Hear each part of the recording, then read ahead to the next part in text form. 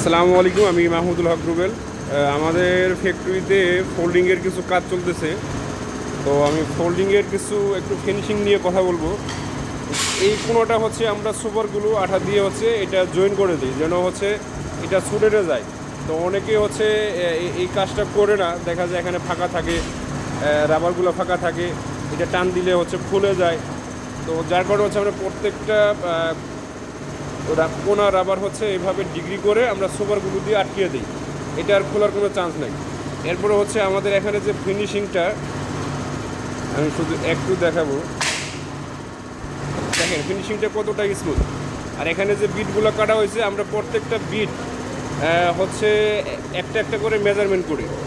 এই একটা কাটার সময় একটা মেজারমেন্ট, এই একটা মেজারমেন্ট, এই একটা মেজারমেন্ট, চারটা মেজারমেন্ট হয়। তো অনেকে হচ্ছে এই জিনিসটা করে না, দেখা যায় একটা মেজারমেন্ট দিয়ে হচ্ছে দুইটা বিট কাটে, হাইট এবং লেন্থ, যার কারণে হচ্ছে বিটে অনেক সময় গ্যাপ হয়ে যায়। তো আলহামদুলিল্লাহ যে আমাদের শুধু একটা না, আমাদের প্রত্যেকটা ডিগ্রি কোনারই হচ্ছে আমরা বলতে পারবো